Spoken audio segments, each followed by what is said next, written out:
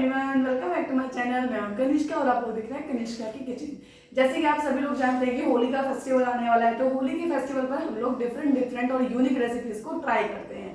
तो आज मैं उनमें से एक डिफरेंट और यूनिक रेसिपी लेके आई हूँ, जिसको हम भी बहुत ज्यादा आसान है और खाने में भी बहुत ज्यादा टेस्टी है। तो एक मैं आपके लिए आज ऐसा ही स्नैक्स लेके आई हूँ जो आपको एक के साथ दो का टेस्ट देगा। तो आज मैं आपके लिए लेके आई हूँ मसाला मटरी।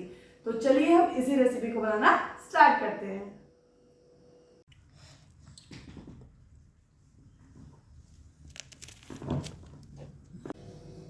स्प्रिंग मसाला मटरी बनाने के लिए लिया है मैंने एक खाली बाउल। इसमें मैं डाल रही हूँ 1 कटोरी मैदा। आप चाहे तो अपने अकॉर्डिंग जितनी आपको बनानी है उसके अकॉर्डिंग आप ले सकते हैं। 1 कटोरी मैदा मैं इसमें और डाल रही हूँ। टोटल मैंने इसमें 2 कटोरी मैदा ली है।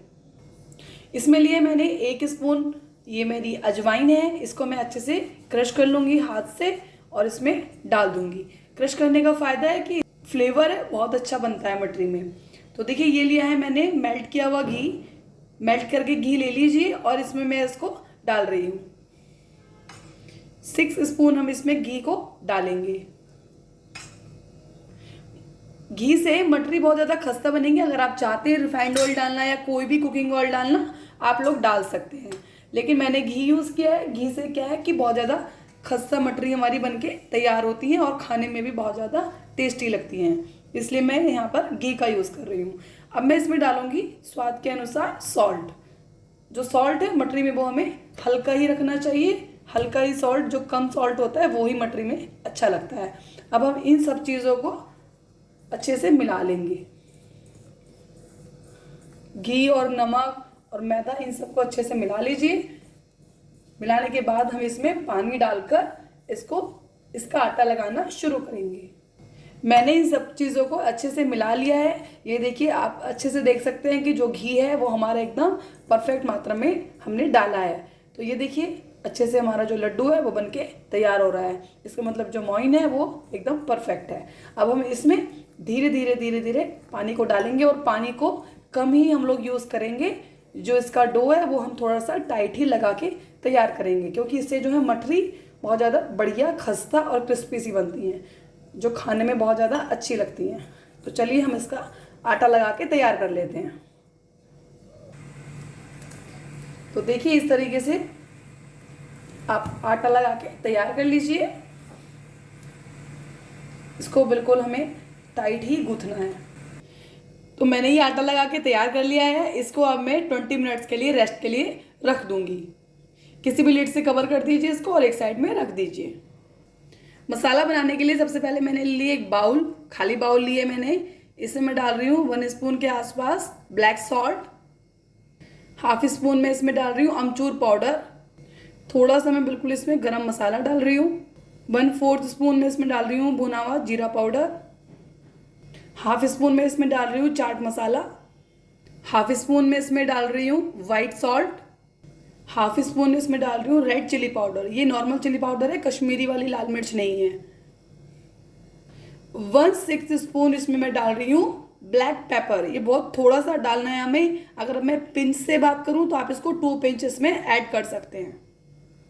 1/4 स्पून में डाल रही हूँ इसमें धनिया पाउडर। अब इन सबको हम मिला लेंगे। तो ये देखिए मेरा जो मसाला है ये बनके तैयार हो गया है। तो अब मैं इस मसाले को मैंने बना के तैयार कर लिया है। अब मैं इसको एक साइड में रख दूंगी। अगर आप लोग इसमें नॉर्मल सब चीज़ें नॉर्मल खाते हैं, मिर्च नॉर्मल खाते हैं, सॉल्ट नॉर्मल खाते हैं, तो आपको इसमें कुछ भी ऐड करने की ज़रूरत नहीं है। ये मैंने बिल्कुल परफेक्ट आपको बताया है कि इसमें कौन सी चीज़ कितनी क्वांटिटी में पड़ने वाली है। तो इसीलिए ये आप इसके अकॉर्डिंग बना लीजिए, ये बिल्कुल परफेक्ट बनेगा। मेरे आटे को 15 से 20 मिनट्स हो चुके हैं। अब मैंने इसको देखिए बाहर निकाल लिया है और इसको आप हल्का सा हैंड्स की हेल्प से मसल लीजिए, तो ये बिल्कुल स्मूथ हो जाएगा। आप लोग देख सकते हैं कितना स्मूथ हो गया है, कितना चिकना हो गया है। देखिए इस आटे से मैंने एक मीडियम साइज की लोई को ले लिया है और इसको स्मूथली हमें हैंड्स के बीच में घुमाते हुए एक अच्छी सी लोई बना के तैयार कर लेनी है। तो इस सेम साइज की हमें 3 लोई बनानी है, या फिर सेम आटा तोड़ के रख लीजिए, लोई बाद में बना लीजिए। जैसे भी आपको करना हो कर लीजिए। तो ये देखिए बचा हुआ आटा मैंने वापस से अपने बाउल में रख दिया है। अब मैं ये बराबर साइज़ की लोई बना के रख दी हूँ। अब मैं देखिए अब मैंने एक लोई ले ली है, सेम साइज़ की एक लोई ले ली है मैंने। इसको मैं बेलना शुरू कर रही हूँ। इसको मैं बेल के रोटी के बराबर जितना कर लूँगी। ना तो बहुत ज़्यादा पतला बेलना है, ना बहुत ज़्यादा मोटा बेलना है। जितना हम रोटी में बेलते हैं उतना ही हमें इसको बेल के तैयार कर लेना है, जितनी भी बड़ी ये होएगी। देखिए मैंने एक रोटी बना के तैयार कर ली है। अब मैं इसी तरीके से सारी रोटियों को अपनी बना के तैयार कर लूँगी। एक रोटी को हम उठा के एक प्लेट में रख देंगे। मैंने दूसरी रोटी भी बना के तैयार कर ली है, इसको भी मैं अपनी प्लेट के अंदर रख दूँगी। मैंने अपनी तीसरी रोटी को भी बना के तैयार कर लिया है। अब मैं इसके ऊपर जो मैंने मेल्ट किया हुआ घी रखा था, इसको मैं थोड़ा सा इसके ऊपर गिराऊंगी और इसको फिंगर की हेल्प से फैला लूँगी। तो ये देखिए इस तरीके से इसको हाथ से फैला लेना है। इसके ऊपर दूसरी रोटी लगाएंगे। तो ये देखिए ये मैंने दूसरी रोटी भी इसके ऊपर रख दी है। अगर जो हमारी रोटी है वो श्रिंक हो जाती है तो उसको थोड़ा सा आपको हैंड से खींच के इस तरीके से इसके बराबर कर लीजिए, क्योंकि जो रोटी है वो मैदा है, इसलिए जो मैदा है वो थोड़ा सा श्रिंक हो जाती है कई बार। तो इसलिए आप इसको थोड़ा सा ज़्यादा मत खींचिए, थोड़ा सा ही खींचिए। फिर इसके ऊपर देखिए हमारी जो रोटी है वो कम्प्लीटली इसके ऊपर चिपक गई है। अब मैं इसको थोड़ा सा हाथ से इस तरह से प्रेस कर देंगे और हल्का सा घी में फिर से इसके ऊपर रोटी के ऊपर लगाऊंगी और इसके ऊपर इस तरीके से हाथ से फैला लूँगी। और जो मेरी तीसरी रोटी मैंने प्लेट में करके रखी थी उसको उठाते हुए और इसके ऊपर भी रख दूँगी। अगर ये भी थोड़ा सी श्रिंक हो गई है तो इसको भी आप थोड़ा सा हैंड्स की हेल्प से खींचते हुए इसको बड़ा कर लीजिए और इसके इक्वल कर दीजिए। तो देखिए हमारी जो तीनों रोटी हैं, तीनों रोटी ने एक दूसरे को ओवरलैप कर लिया है और इस तरीके से ये हमारी बनके तैयार हो गई है इनकी। तो ये देखिए मैंने इसको बेल के तैयार कर लिया है। मैंने इसको बेल लिया है, इससे इसको एक प्लस के मार्क में कट करूंगी।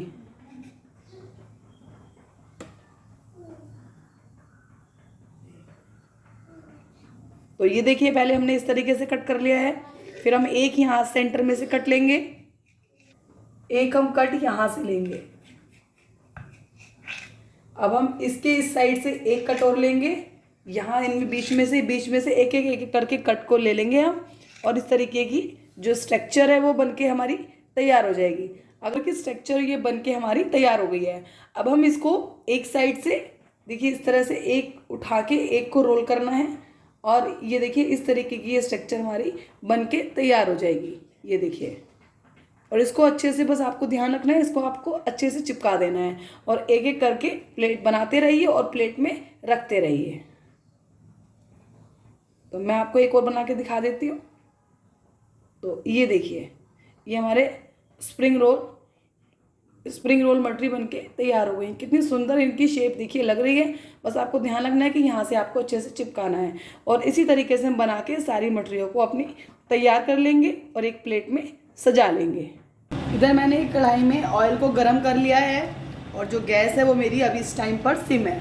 तो अब मैं इसमें एक एक करके अपने स्प्रिंग रोल मटरी एक एक करके इसमें डाल रही हूँ। मैंने अपनी सारी मटरी इसमें डाल दी हैं। अब देखिए इसको इस तरीके से आप घुमाते रहेंगे, एक बार में जितनी आएंगी उतनी इसमें हम डाल देंगे, बाकी की हम बाद में डालेंगे। एक बैच में जितनी आ रही है आप उतनी डाल दीजिए, फिर हम दूसरे बैच में डालेंगे। तो इनको देखिए जो गैस है हमें इस टाइम पर लो टू मीडियम ही रखनी है, ऐसे तो सिक जाएंगी, जल जाएंगी, लेकिन अंदर से कच्ची रह जाएंगी। तो जो मटरी हैं वो अच्छे से सिक जाएं, यही उनकी सबसे बड़ी खूबी होती है और वो खाने में भी तभी अच्छी लगती है। हमारी जो मटरी है वो देखिए सिकने लग गई है लगभग, अब आधी में तो आ चुकी है, वो सिक चुकी हैं। अभी हम इनको थोड़ा सा 1 से 2 मिनट तक सेकेंगे, फिर इनको हम कढ़ाई से बाहर निकाल लेंगे। तो देखिए अब जो हमारी मटरी है वो लगभग सिक चुकी हैं। अब हम इनको इसी टाइम पर कढ़ाई से बाहर निकाल लेंगे।